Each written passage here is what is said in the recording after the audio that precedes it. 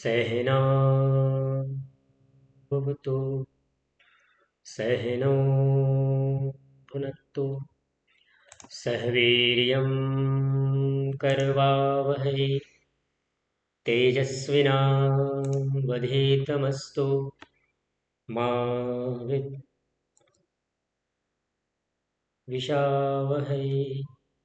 ओम शांति शांति शांति।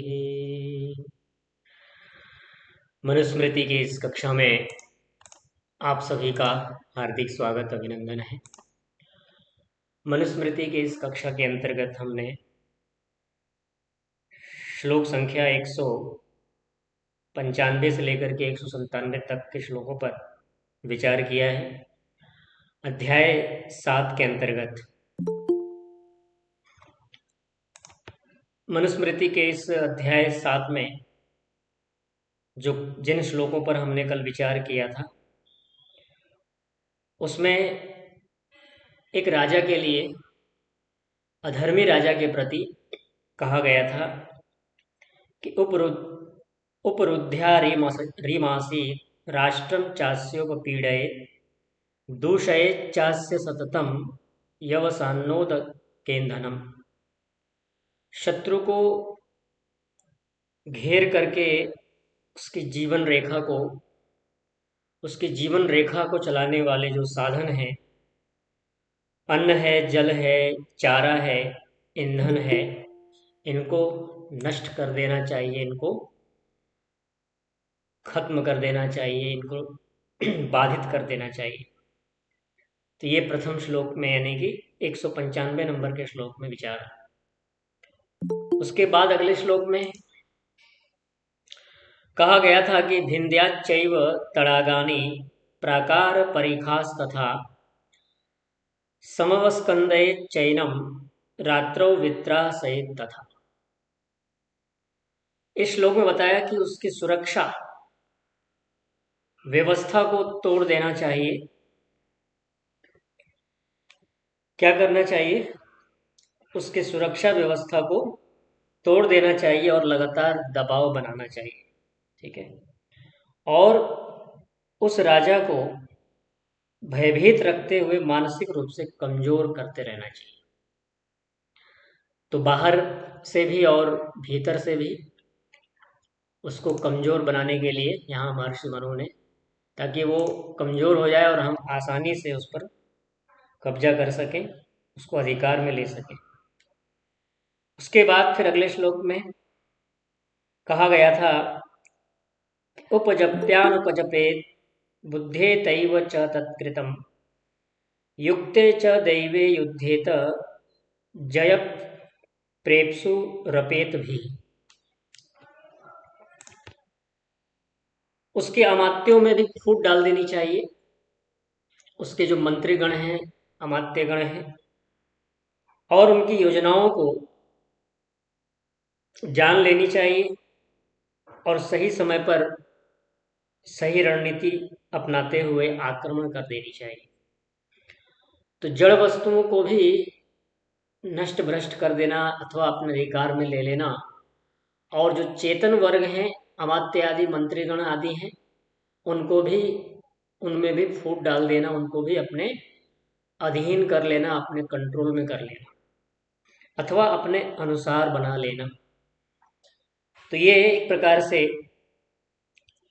राजा के विजय के लिए किन किन चीज़ों का उसमें ध्यान रखते हुए कार्य करना है, उसके लिए हमने इस पर विचार किया।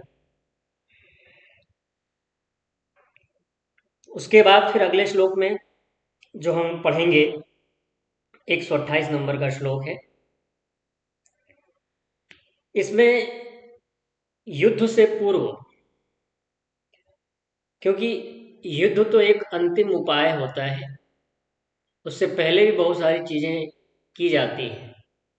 कोशिश तो ये होनी चाहिए एक राजा के लिए कि युद्ध करने की आवश्यकता ही ना पड़े, उससे पहले ही शत्रु घुटने टेक दे तो क्या जरूरत है। जैसा कि श्री कृष्ण ने प्रयास किया था ना युद्ध में, महाभारत के युद्ध में उन्होंने प्रयास किया था किसी भी प्रकार से युद्ध ना हो, क्योंकि उससे होने वाली हानि को वो जानते थे। उससे होने वाले विनाश को समझते थे वो, तभी उन्होंने दूत बन करके दुर्योधन के समीप, धृतराष्ट्र के समीप वो गए हैं, और उन्होंने बड़े ही प्रेम से, आदर से निवेदन किया है कि जिसका जो अधिकार है उसको तुम वापस कर दो। युद्ध का परिणाम हमेशा विनाश होता है, बहुत सारी समस्याएं आती हैं, कईयों के घर टूट जाते हैं, कितनों के जो पति हैं, भाई हैं, बेटे हैं, वो उनसे हमेशा हमेशा के लिए दूर हो जाते हैं, है ना। घर का दीपक बुझ जाता है। इस प्रकार से उन्होंने बहुत समझाने का प्रयास किया कि युद्ध ना हो, क्योंकि वो परिणाम जानते थे, लेकिन दुर्योधन अड़ा हुआ था, हठी, अपने अहंकार में चोर था वो, अपने अभिमान में डूबा हुआ था कि नहीं, मैं कैसे पीछे हट सकता हूँ, ये तो एक क्षत्रिय के लिए बड़ी ही अशोभनीय बात है। तो मिथ्या अहंकार में डूबा होने के कारण उसको कृष्ण की बात समझ में नहीं आई, और उसने कह दिया कि मैं सुई के नोक के बराबर भी भूमि नहीं दूंगा, पांडवों को उसका अधिकार नहीं दूंगा। तो उसके लिए क्या चीजें होती हैं जो युद्ध से पहले भी की जाती हैं। युद्ध तो अवश्यंभावी हो गया है तो होना ही है, उसको तो रोका नहीं जा सकता है, पर उसके पहले भी कुछ बातें हैं। उसके लिए कह रहे हैं कि युद्ध से पूर्व साम दान भेद द्वारा विजय प्राप्त करने का भी सिद्धांत महर्षि मनु ने बतलाया है। कह रहे हैं कि सामना दानेन, श्लोक देखिए ध्यान से, माइक बंद रखिए, दोहराइएगा। सामना दानेन भेदेन समस्तैरथवा पृथक विजेतुम प्रयतेतारिन प्रयतेतारिन न युद्धेन कदाचन। पिछले श्लोकों में शत्रु को संसाधन, सुरक्षा और आंतरिक स्तर पर कमजोर करने की नीतियां बतलाई गई हैं। अब मनु इन सब का निष्कर्ष बता रहे हैं कि सीधे युद्ध में कूदना अंतिम विकल्प होना चाहिए किसी राजा के लिए, कि सीधे अब टूट पड़ना, एकदम अब बिल्कुल युद्ध भूमि में उतर जाना, विनाश के लिए तत्पर हो जाना, मारने काटने के लिए तत्पर हो जाना, ये एक राजा के लिए सबसे अंतिम विकल्प होना चाहिए। इसका मतलब महर्षि मनु व्यर्थ में युद्ध के पक्ष में नहीं है। वो इस प्रकार का विधान नहीं करना चाहते कि व्यर्थ में ही युद्ध लड़े जाएं, क्योंकि उसका परिणाम तो हमेशा घातक ही होता है। इसलिए उन्होंने कहा है कि अंतिम है, अंतिम विकल्प होना चाहिए। तो बुद्धिमान राजा पहले क्या करता है, कूटनीतिक उपायों से, साम दाम दंड भेद आदि से ही शत्रुओं को जीतने का प्रयास करता है। साम दान भेद से, दंड तो खैर युद्ध हो जाता है, युद्ध को प्रारंभिक साधन नहीं बनाता, ठीक है। उसको लेकर के ये श्लोक है, देखिए, सामना दानेन भेदेन, सुनिए ध्यान से, समझिएगा। साम का मतलब होता है समझा करके, आप लोगों ने सुना होगा, आचार्य चाणक्य ने भी इसका प्रयोग किया हुआ है, साम दाम दंड भेद, ठीक है। तो साम का अर्थ क्या होता है, समझाना प्यार से, जैसे कृष्ण ने समझाया, पहले साम किया ना उन्होंने, समझाया पहले दुर्योधन को कि भाई मान जा, युद्ध अच्छी बात नहीं है, क्यों हठी बनता है, समझाया उन्हें। राम ने भी रावण को समझाया, समझाया कि नहीं समझाया, कि तुम मेरी सीता को वापस कर दो प्रेम से, मैं तुम्हें कुछ नहीं करूंगा, तुम पर हम चढ़ाई नहीं करेंगे, तुम पर हम अटैक नहीं करेंगे, वार नहीं करेंगे, तुम माफ कर देंगे। तुमने एक स्त्री का अपहरण किया, ये अपने आप में बड़ा अपराध है, लेकिन फिर भी अगर तुम शांति से वापस कर देते हो और अपनी गलतियों की क्षमा याचना कर लेते हो, तो हम तुम्हें क्षमा कर देंगे। तो ये भी साम है। विविध प्रकार से जो है राम ने लंकेश्वर रावण के पास में संदेशा भिजवाया था, चाहे वो अंगद हो या हनुमान हो और भी जो उनके दूत वर्ग थे, लेकिन रावण ने मानी नहीं उनकी बात, हठी वो भी था। तो पहले साम समझा करके, फिर दान, प्रलोभन दे करके, प्रलोभन उसको दिया जाता है कि ठीक है भाई तू कुछ ले लो, युद्ध करना अच्छी बात नहीं, जो तुम्हें चाहिए ले लो, न्यायपूर्वक। तो प्रलोभन दे करके, और तीसरा बताया भेद, उनमें फूट डाल देना, फूट डाल करके, समस्त ही अथवा पृथक, कह रहे हैं कि इन तीनों उपायों से एक साथ या अलग अलग, या तो इन तीनों उपायों का एक साथ आप प्रयोग कीजिए या अलग अलग प्रयोग कीजिए। या शाम से काम चल जाए तो शाम से काम चला लो, दान से काम चल जाए तो दान से काम चला जो कल चला लो, फूट डालकर काम चलता है तो फूट डाल के चला लो, नहीं तो तीनों लगते हैं तीनों लगा लो। अरिन विजेतुम प्रयते, शत्रुओं को जीतने का प्रयास करना है, एक से, दो से, अथवा तीनों से। युद्धेन कदाचन न, और कभी भी युद्ध, प्रारंभ में युद्ध द्वारा जीतने का प्रयास न करें, यानी कि जीतने के लिए युद्ध ही करेंगे ऐसा आपका प्रयास नहीं होना चाहिए। ठीक है। तो राजा को चाहिए कि वह पहले साम दाम भेद इन उपायों से, चाहे एक साथ या अलग अलग शत्रुओं को जीतने का प्रयास करे, प्रारंभ में कभी युद्ध को साधन न बनाए। तो साम का अर्थ है मधुर वचन। साम का अर्थ ये नहीं है कि उसको धमकाना, प्यार से समझाना, संवाद करना, उससे बातचीत करना, जिन मुद्दों पर समस्या अटकी हुई है उन मुद्दों को सुलझाने का प्रयास करना, कहाँ पर व्यक्ति अटका हुआ है, कहाँ पर व्यक्ति फंसा हुआ है जिसके कारण से युद्ध चाहता है। इसलिए साम का अर्थ है मधुर वचन, समझाना, संवाद करना। ठीक है। यह शत्रु को बिना विरोध के अपने पक्ष में करने का एक प्रथम और श्रेष्ठ उपाय बतलाया है साम को। क्या बोला मैंने? कि यह जो साम है, शत्रु को बिना विरोध के अपने पक्ष में करने का प्रथम और श्रेष्ठ उपाय है। ठीक है, पहले इससे इसका प्रयोग पहले किया जाता है। फिर दानेन शब्द आया है। दान का क्या तात्पर्य है?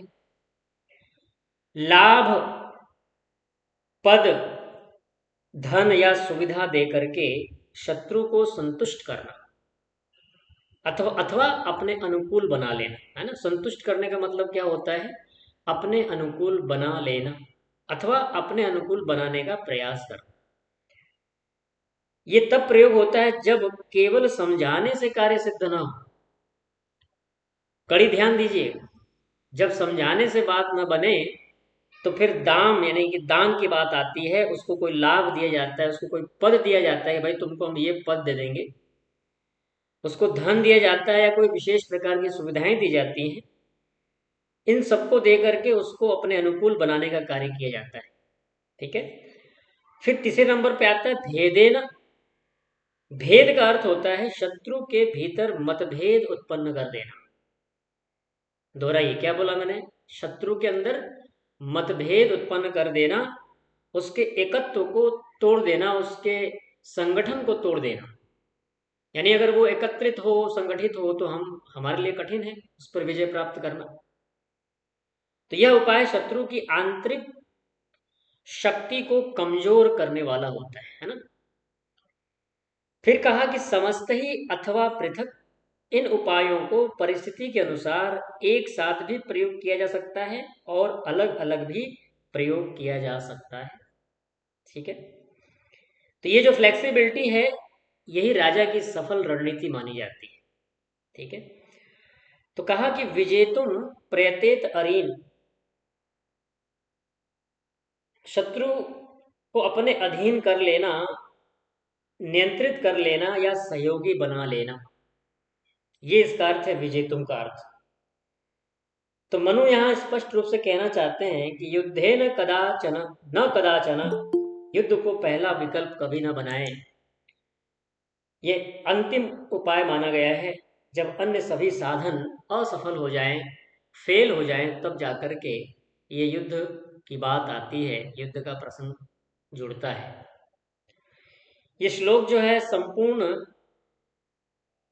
राजनीतिक और युद्ध नीति का जो मूल सिद्धांत होना चाहिए उसके बारे में ये बात है कि कूटनीति को इंग्लिश में क्या बोलते हैं? डिप्लोमेसी। ठीक है, डिप्लोमेसी बोलते हैं ना कूटनीति को। कूटनीति युद्ध से श्रेष्ठ माना गया है। ठीक है, बिना युद्ध किए विजय प्राप्त कर लेना। और बुद्धि बल से अधिक प्रभावी मानी गई। नोट कर लीजिए, बल से अधिक बुद्धि की अधिक महत्ता है। जो काम बल से नहीं होता है वो बुद्धि से हो जाता है। भगवान से हम प्रार्थना करते हैं बुद्धि की है, भगवान बुद्धि दो बुद्धि दो। वैसे बल की प्रार्थना भी है, बलमसि बलममयि धेहि, तेजोअसि तेजोमयि धेहि, वीर्यमसि वीर्यमयि धेहि। हे ईश्वर, आप तेज स्वरूप हैं, आप बल स्वरूप हैं, आप हमें बल प्रदान कीजिए। आप वीर्य स्वरूप हैं, आप हमें वीर्य प्रदान कीजिए। तो ईश्वर से बल की प्रार्थना भी है, ईश्वर से धन की प्रार्थना भी, ईश्वर से सब प्रकार की प्रार्थनाएं हैं। लेकिन बुद्धि की जो प्रार्थना इसलिए वहां की गई है कि अगर बुद्धि हमारी ठीक होगी तो हम बुद्धि के बल पर बहुत कुछ कर सकते हैं। बुद्धि के बल पर माता पिता की संपत्ति को जो उसका बच्चा है वो लुटा देता है, इलीगल कार्यों में लगा देता है, अधर्म और अन्याय पूर्वक उन धन को, उस पैसे को खर्च करता है।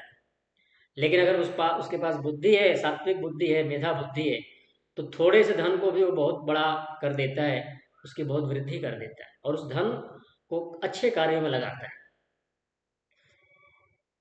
उस धन से दूसरों का पालन किया जाता है, उस धन से दूसरों का संरक्षण किया जाता है, उस धन से धर्म की, विद्या की वृद्धि की जाती है।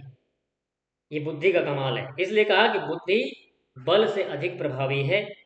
न्यूनतम हानि में अधिकतम परिणाम प्राप्त करना, ये कल की कक्षा में मैंने आपको बतलाया था कि एक योग्य राजा के लिए, एक वैदिक राजा के लिए क्या सबसे बड़ी रणनीति होनी चाहिए कि न्यूनतम हानि में अधिकतम परिणाम प्राप्त करने वाली उसके पास रणनीति होनी चाहिए, उसके पास उस प्रकार की बुद्धि होनी चाहिए। ठीक है, तो मनु की दृष्टि जो है, मनु की दृष्टि में आदर्श राजा कौन है? आदर्श राजा वही है जो बिना युद्ध के ही शत्रु को जीत लेने का सामर्थ्य रखता है। ठीक है, तो इस प्रकार से इस श्लोक का सार है कि पहले साम, फिर दान और भेद से शत्रु को जीतने का प्रयास करो। युद्ध को कभी भी प्रारंभिक उपाय मत बनाओ। जब बुद्धि और नीति से विजय संभव हो तब हमें बल का प्रयोग, तब उस समय बल का प्रयोग करना राजा के लिए अज्ञानता मानी जाती है। यानी कि जब बुद्धि से काम हो जा रहा है, नीति से काम हो जाए, तो बल का प्रयोग क्यों करना है? फालतू का अपना बल नष्ट करने जैसा है। इसलिए महर्षि मनु हमें सिखाते हैं कि सच्चा विजेता वही है जो बिना युद्ध के ही विजय प्राप्त कर ले और युद्ध को केवल अंतिम उपाय के रूप में जाने, अंतिम उपाय के रूप में उसको माने। ऐसा महर्षि मनु का यहाँ संदेश है। तो साम, दाम और भेद की बात करने के बाद अगले श्लोक में महर्षि मनु कूटनीति के पश्चात सुनिश्चित विजय के लिए सुविचारित युद्ध भी कब हमारे मतलब कब राजा के लिए उपयोगी हो जाता है उसके बारे में बतलाएंगे। अगला श्लोक देखिए। त्रयाणाम अपि उपायानाम पूर्वोक्तानाम असंभवे तथा युद्धेत संपन्नो विजयेत रिपुन यथा। दोहराइए, क्या बोला मैंने? त्रयाणाम अपि, तो संधि तोड़ देंगे तो ऐसा हो जाएगा, त्रयाणाम अपि उपायानाम पूर्वोक्तानाम असंभवे तथा युद्धेत संपन्नो विजयेत रिपुन यथा। पहले कहा था कि साम दाम भेद से ही शत्रु को जीतने का प्रयास करना चाहिए। अब इस श्लोक में बताते हैं कि जब ये उपाय निष्फल हो जाए तभी युद्ध का निर्णय लिया जाना चाहिए। ठीक है, युद्ध को अंतिम साधन के रूप में स्वीकार करना चाहिए। परंतु ऐसा युद्ध जो केवल लड़ा ना जाए, बल्कि निश्चित विजय दिलाने वाला हो। खाली लड़ने के लिए नहीं लड़ना, जैसे अभी लड़ रहे हैं लोग 20 दिन से। केवल युद्ध इसलिए ना हो कि केवल लड़ना है, दुनिया को दिखाना है कि हमारे पास इतने इतने बढ़िया बढ़िया मिसाइल हैं, खतरनाक खतरनाक, है ना, डेंजर प्रकार के, यानी कि महाविनाशकारी हथियार है हमारे पास, दिखाने के लिए नहीं होती। लड़ने के लिए केवल नहीं लड़ना है, परिणाम प्राप्त करने के लिए लड़ना है। ठीक है। तो ऐसा युद्ध जो केवल लड़ा ना जाए बल्कि निश्चित विजय दिलाने वाला युद्ध हो, उसके लिए श्लोक है, पूर्वोक्तानाम त्रयाणाम अपि उपायानाम असंभवे। पहले बताए गए साम दाम और भेद। पूर्वोक्ता नाम का मतलब क्या होता है? आप लोगों ने सुना होगा पूर्वोक्त।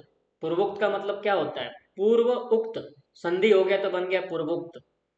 पूर्व में जो बात कही गई है उसको बोलते हैं पूर्वोक्त।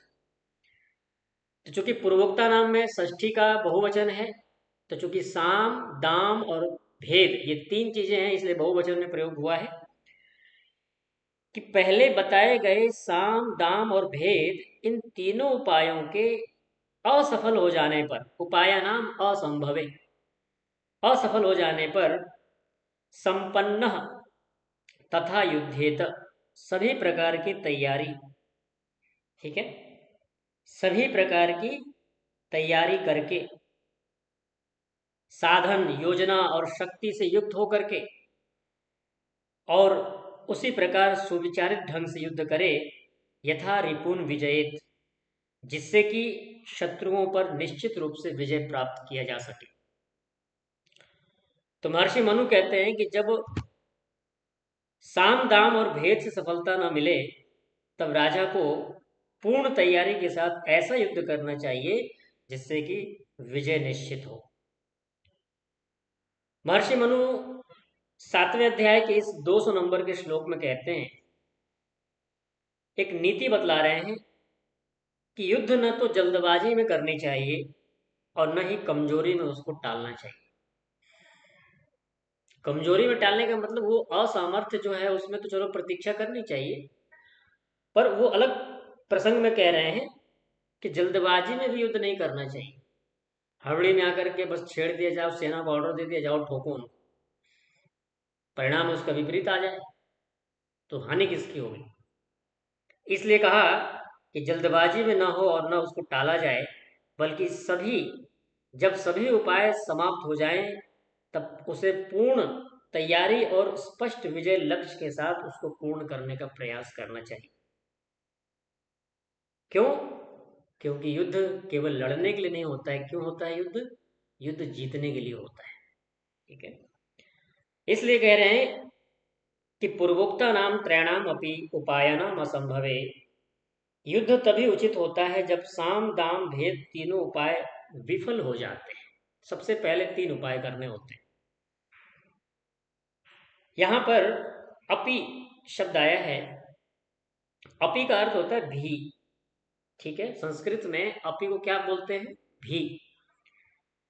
विशेष रूप से ये बताता है कि इन तीनों में से कोई भी उपाय अगर काम न करे तो, ठीक है, अर्थात हर शांतिपूर्ण और रणनीतिक विकल्प का प्रयास किया जाता है सर्वप्रथम। जैसा कि मैंने आपको उदाहरण दिया कृष्ण और राम का, इन लोगों ने समझाने का प्रयास किया कि भाई मान जा, नहीं माने ये, और भी अन्य उपाय भी उन्होंने किए होंगे।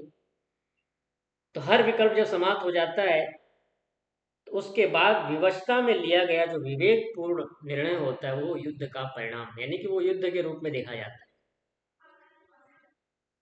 संपन्न शब्द आया है यहां पर। संपन्न ये केवल सेना या धन से संपन्न होना नहीं है कि राजा के लिए संपन्न शब्द कहा गया है तो केवल सेना और धन से संपन्न ही उस राजा के लिए माना जाएगा, ऐसा नहीं है। इसमें 5 प्रकार के स्तर छिपे हुए हैं। पहला है संसाधन। कल भी हमने विचार किया था कि जिस राजा को नष्ट करना है, उसके तालाब, उसके किले की दीवारों को, उसके बावड़ी यानी कि जो भी चीजें हैं नष्ट करो, उसके अन्न आदि को, उस पशुओं के जो चारे हैं उनको नष्ट कर दो। तो संसाधन में क्या आ गया? अन्न आ गया, धन आ गया, वस्त्र आ गया, शस्त्र आ गया, ये सब आ गए। संगठन, दूसरा है संगठन, सेना की व्यवस्था, सेना का जो संगठन है उनको तोड़ देना। और तीसरा है योजना, रणनीति कैसी है, रणनीति स्पष्ट होनी चाहिए अगर राजा को जीतना है तो। और उसके बाद आया मनोबल, सैनिकों का जो मनोबल है, सैनिकों का जो उत्साह है, जो उनका आत्मबल है, अगर वो भी किसी प्रकार से टूट जाता है तो भी वो राजा क्या होता है, जीतता है हारता है, वो राजा हार जाता है। उसका सैनिकों का मनोबल नहीं है, उसका आत्मबल ही नहीं है। चाहे आपके चाहे आप कितने ही उनके पास हथियार दे दो आधुनिक, अगर उनका आत्मबल गिर गया तो वो लड़ नहीं सकते हैं। और आगे बताया नेतृत्व, निर्णय करने की दृढ़ इच्छा और निर्णय करने की दृढ़ संकल्प वाला, है ना, दृढ़ निर्णय करने वाला मजबूत राजा होना चाहिए। इसके लिए कहा कि अधूरी तैयारी के साथ यदि युद्ध करते हैं तो एक प्रकार से समझिए स्वयं ही पराजय को आमंत्रित करने जैसा है। हम अपने पराजय को आमंत्रित कर रहे हैं, अंत में स्टेटमेंट बदलेंगे, हम झूठ मूठ के कुछ न कुछ बोलते जाएंगे। हम बोलेंगे युद्ध जीत रहे हैं और युद्ध हार हार रहे होंगे वास्तव। ठीक है, हम बोल देंगे हमने शत्रु को इतना मारा, लेकिन वास्तव में पिटाई किसकी हुई, पिटाई हमारी हुई।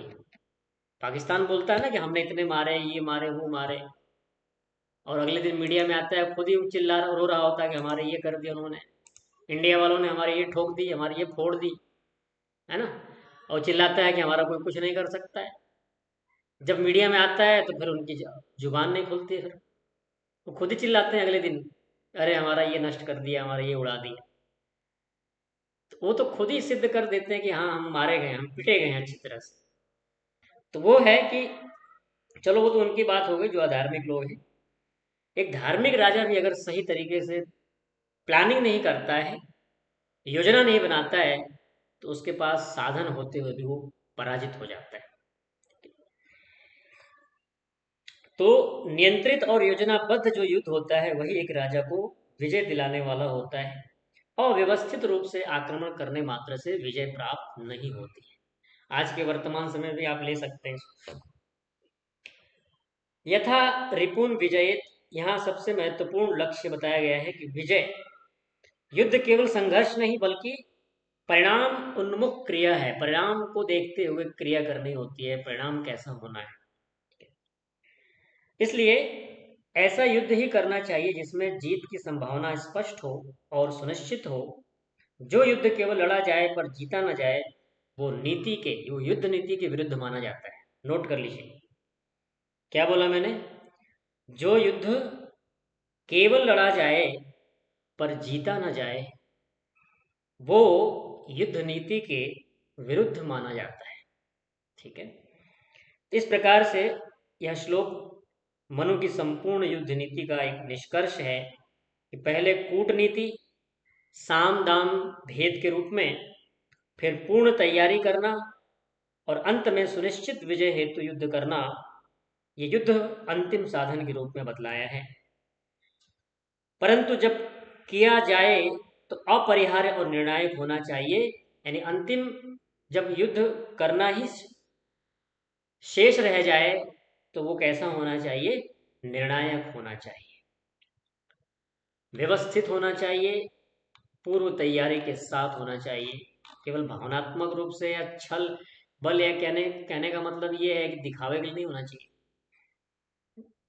इस प्रकार से यहाँ मनु बताते हैं कि बुद्धि से प्रारंभ कीजिए, और जब युद्ध आवश्यक हो जाए तब उसे संपूर्ण सामर्थ्य और सुनिश्चित परिणाम के साथ करना चाहिए। यही विवेकपूर्ण नेतृत्व एक राजा के लिए अटल विजय का मार्ग है। तभी राजा वास्तव में जीत हासिल करता है जब इस प्रकार की नीतियों का पालन करता है। इन बातों पर विचार करने के बाद अगले श्लोक में महर्षि मनु कहते हैं कि ठीक है, आपने सारी नीतियां अपनाई, आपने साम दाम भेद का उपाय किया, उससे भी आपको सफलता नहीं मिली, और आपने युद्ध ही कर डाला, एक प्रकार से युद्ध आपने कर दिया, युद्ध की घोषणा कर दी, युद्ध समाप्त हो गया और आप विजयी हो गए। विजय होकर के क्या करना है आपको? क्या लोगों के गले में बेड़ियां डाल करके उनको चौराहे पर घुमाना है? क्या लोगों को अपमानित करना है? क्या लोगों को नीचा दिखाना है कि हाँ देखो हम तुमको हरा दिए? महर्षि दयानंद सरस्वती जी ने सत्याग्रह प्रकाश में लिखा है ना कि कोई राजा, एक धार्मिक राजा किसी अधार्मिक राजा को भी जीत लेता है तो उसको बंदी बनाकर उसको चिढ़ाए नहीं, उसके परिवार, उसके बच्चों को, जो धार्मिक हैं, जो बुरे नहीं है, जो जो अधर्म में पाप में लिप्त नहीं है, उनको पाले, उनको सुरक्षा प्रदान करे, ऐसी ऐसी बातें लिखते हैं वो। कब्जा करने का मतलब ये नहीं है, या जीत लेने का मतलब ये नहीं है कि सबको जो है वो ये मान के चले कि सब शत्रु हैं हमारे। जो वहाँ की प्रजा है उसको पालने का, उसके संरक्षण का, उसको आगे बढ़ाने का उत्तरदायित्व भी उस राजा का होता है। इसी बात को लेकर के अगला श्लोक है, देखिए कि राजा विजय के पश्चात धर्म, करुणा और अभय की स्थापना करने वाला होना चाहिए। आपने जीत लिया राज्य को, आपने पूरे भारत को जीत लिया, आपने पूरे देश, पूरी दुनिया को जीत लिया है। जीत के क्या करेंगे? जीत करके सताने का उद्देश्य है आपका, लोगों को मारने काटने का है, लोगों को धर्मांतरित करने का उद्देश्य है, लोगों को क्या करने का उद्देश्य है? दुखी करने का या सुखी करने का? तो उसके लिए कह रहे हैं, देखिए, जित्वा संपूजयेत देवान ब्राह्मणाश्चैव धार्मिकान् प्रदद्यात् परिहाराश्च ख्या ख्यापयेदभयानि च। सभी उपाय जब असफल हो जाने पर पूर्ण तैयारी से युद्ध करके विजय प्राप्त कर लेनी चाहिए, तो हमें बतलाया। अब ये श्लोक बताता है कि विजय के बाद राजा का आचरण कैसा होना चाहिए, जिससे राज्य में स्थिरता हो और धर्म का वातावरण बने। महर्षि मनु कहना चाहते हैं कि सच्चे विजय का अर्थ क्या होता है कि धर्म की स्थापना होनी चाहिए। जिस भी आप राजा को या जिस भी देश को आप जीत लेते हैं, वहां धर्म की स्थापना कीजिए। वहां के जो प्रजा है वहां की, उस प्रजा का संरक्षण आप कीजिए, और भय मुक्त शासन की व्यवस्था कीजिए। किसी को भय नहीं होना चाहिए, किसी से भी भय मुक्त वातावरण दीजिए आप प्रजा को।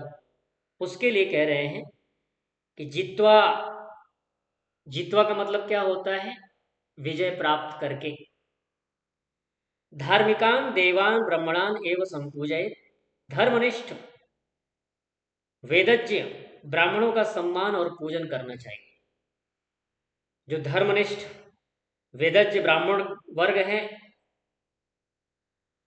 सन्यासी वर्ग है, आचार्य वर्ग है, गुरुजन लोग हैं, उनका सम्मान करें, उनका पूजन करें, यथा योग्य उनका सत्कार करें। च परिहारान प्रदध्यात्, और युद्ध से पीड़ितों को क्षतिपूर्ति एवं सहायता प्रदान करें। युद्ध से जो पीड़ित हुए हैं, जो निर्दोष हैं, जिनका सीधा सीधा इस युद्ध में कोई रोल नहीं था, लेकिन इस युद्ध के प्रभाव में आकर के, इस युद्ध के परिणाम स्वरूप जो उनको हानि हुई, नुकसान हुआ, उसकी क्षतिपूर्ति भी राजा करे।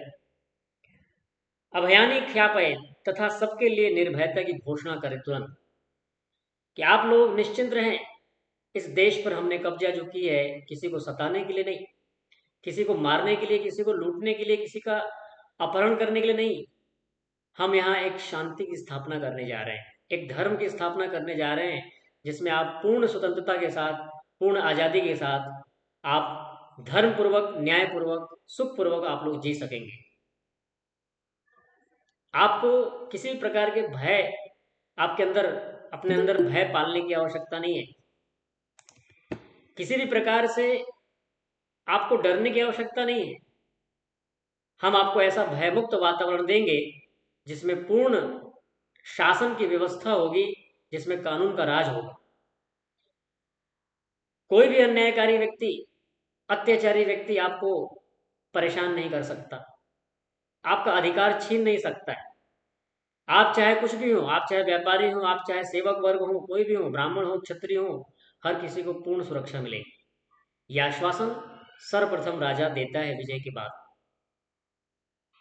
तो राजा विजय के बाद जो है धर्मनिष्ठ ब्राह्मणों का सम्मान करता है, पीड़ितों को सहायता देता है और संपूर्ण प्रजा को निर्भयता का आश्वासन देता है।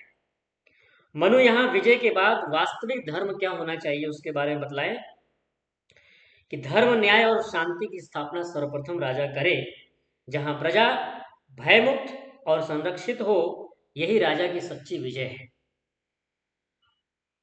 राजा ने एक देश को जीत लिया है, एक राज्य को जीत लिया है, एक छोटे से एक बड़े या एक बड़े भूभाग को जीत लिया है। जीतना उसका केवल जीतना जीतने के लिए नहीं है। यदि उस प्रजा का, वहां की प्रजा का संरक्षण नहीं कर पा रहा है, उस वहां की प्रजा को सुख नहीं दे पा रहा है, वो जीत करके भी हारा हुआ है। उसका जीतना वास्तव में जीतने जैसा नहीं है। इसलिए कहा कि विजय प्राप्त करने के बाद यहां संकेत दिया गया है कि युद्ध अब समाप्त हो चुका है और अब राजा की भूमिका यहां तय कर रहे हैं महर्षि मनु कि जो विजेता से वो पालक बन जाए। नोट कर लीजिए, राजा अब विजेता बन चुका है। क्या बन चुका है? विजेता। लेकिन अब विजेता से उसको पालक बनना है। किसका पालक बनना है? प्रजा का पालक बनना है। किसी का पिता बनना है, किसी का भाई बनना है उसको, किसी का मार्गदर्शक बनना है, किसी का आश्रय बनना है उसको। विजय के बाद आचरण ही राजा की वास्तविक श्रेष्ठता को सिद्ध करने वाला होता है कि कितना श्रेष्ठ है, कितना अच्छा है, कितना बुरा है, वो सिद्ध करने का समय होता है। इसलिए कहा कि संपूजयेत देवान ब्रह्मणान एवं धार्मिकान, विशेष सम्मान करना, आदर पूर्वक स्वीकार करना।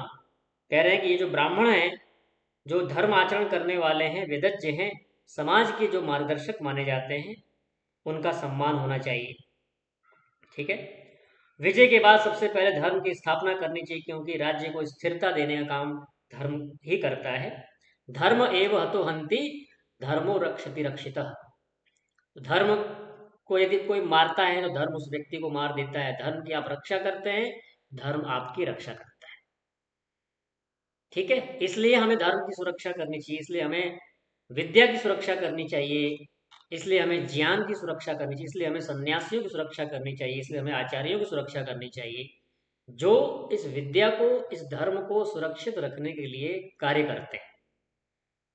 तो चाहे प्रचार प्रसार करते हो, पढ़ते पढ़ाते हो, गुरुकुल चलाते हो, संस्था चलाते हो, जिस भी रूप में करते हैं, इनकी सुरक्षा करने का दायित्व किसको है? बोलिए। राजा रामचंद्र जी आएंगे, या कृष्ण आएंगे, या दुर्योधन आएगा, या रावण आएगा? कौन आएगा? हम ही आएंगे। हमें करना है, तन से, मन से और धन से। जिस प्रकार से हो सकता है उस प्रकार से करेंगे। समय नहीं है तो हमारे पास धन है तो धन से करते हैं हम सहयोग, इस इस कार्य को आगे बढ़ाने हेतु। ठीक है। तो कह रहे हैं कि जब प्रजा भय मुक्त होती है तभी वह राजा को स्वीकार करती है और राज्य स्थिर हो जाता है। हम क्यों एक राजा को स्वीकार करेंगे? क्यों? क्योंकि उस राजा से हमें सुख मिलता है, उस राजा से हमें शांति मिलती है, उस राजा से हमें सुरक्षा मिलती है। हम घर में दाल रोटी खा करके हम सुख से जीना चाहते हैं। हम नहीं चाहते कि हमारे छत के, हमारे घर के बगल में कोई जाकर मिसाइल गिर जाए, कोई बम फूट जाए, कोई जिहादी बाहर नारा लगा रहा हो धर्म विशेष का, मारने काटने की बात कर रहा हो। हम घर में दाल रोटी खा करके भी जी लेंगे, लेकिन भले ही हमें पकवान मिलता है, हमारी कंपनी है, हमारा बहुत बड़ा बैंक बैलेंस है, हम बहुत बड़ा पैसा कमाते हैं, लेकिन शांति नहीं। बाहर कोई नारे लगा रहा है, गुस्ताखे नबी की एक सजा, सरतन से जुदा, सरतन से जुदा। कैसा लगता है सुन करके? अगर आपके कानों में ये पड़ जाए, घर के बाहर आपकी आवाज ये सुनाई दे दे और कुछ हजार लोगों के झुंड है, तो बोलिए, उस समय आपको अपना बैंक बैलेंस याद आएगा? उस समय अपनी कंपनी याद आएगी? उस समय तो यही याद आएगा बस किसी तरह बच जाए बस। इसलिए ऐसा राजा होना चाहिए, भले ही हमें वो मूलभूत सुविधाएं नहीं मिल रही हैं, लेकिन सब सुरक्षा सबसे सर्वोपरि है। उस राजा के राज्य में, हम जिस देश में रहते हैं, जिस राज्य में रहते हैं, हमें शांति सुरक्षा का अनुभव होना चाहिए, भय मुक्त वातावरण चाहिए। घर की जो महिलाएं हैं, चाहे वो पत्नी हो, चाहे बहन हो, चाहे माँ हो, चाहे बेटी हो, सुरक्षित होनी चाहिए। घर से निकलती है तो ये हम सुनिश्चित करें, अथवा ये हम निश्चिंत रहें कि हाँ वो जैसे गई है वैसे सुरक्षित आए। बोलिए कौन नहीं चाहता है? हम ये चाहते हैं वास्तव में। ठीक है। तो ऐसे राजा के लिए कहा कि वही राजा स्वीकार करने योग्य होता है जो भय मुक्त वातावरण देने में समर्थ होता है। तो विजय, धर्म की स्थापना और क्षतिपूर्ति और अभय की घोषणा, ये राजा के द्वारा जब किया जाता है तो प्रजा उसको चुनती है, प्रजा उसको स्वीकार करती है, वो चाहे कोई भी हो। तो विजय के बाद धर्मनिष्ठों का सम्मान करो, पीड़ितों की सहायता करो और संपूर्ण प्रजा को निर्भयता प्रदान करो। मनु यहाँ सिखाना चाहते हैं कि सच्चा विजेता वही है जो जीत कर भी सबका रक्षक बन जाता है और अपने शासन में भय नहीं बल्कि धर्म और शांति की स्थापना करता है। यही राजा वास्तव में कैसा है? श्रेष्ठ है, सबके योग्य है, सबको स्वीकार करने योग्य है, और यही राजा चक्रवर्ती सम्राट बनता है। ये राजा किसी देश का नहीं, किसी छोटे से भूभाग का नहीं, बल्कि पूरे भूमंडल का राजा बनता है, जिसको हम वैदिक काल में सुनते हैं कि चक्रवर्ती सम्राट। राजा रामचंद्र जी हुए आदि, और भी द्वापर युग में और जो राजा कृष्ण हुए, युधिष्ठिर हुए, इस प्रकार से। तो ऐसे राजा की कल्पना हम सबके अंदर होती है, राम राज्य की कल्पना हम सबके अंदर होती है। लेकिन ये सब कुछ वही ला सकता है जिसके पास पावर है, जो केंद्र में बैठा है, जो पावर में, जो सत्ता में बैठा है। अगर ऐसा इस प्रकार के गुणों वाला राजा होता है, वैदिक होता है, धार्मिक होता है, तो इस चीज को हम अनुभव कर सकते हैं, ये चीज हम देख सकते हैं। लेकिन दुर्भाग्य से यदि नहीं है ऐसा, तो नहीं देख पाएंगे। फिर अब जब होगा तब देखेंगे। तो भगवान से हम प्रार्थना करें कि ऐसा वैदिक राजा आए जो हम वास्तव में अपने वेद, दर्शन, उपनिषद और भी जो अनेक जो हमारे वैदिक साहित्य हैं जिसमें राजा की जो परिभाषा दी गई है, उसके लक्षण दिए गए हैं, उसके अनुसार हो। ठीक है। चलिए आज के लिए इतना ही, आगे और विचार करेंगे। ओम शांति शांति शांति।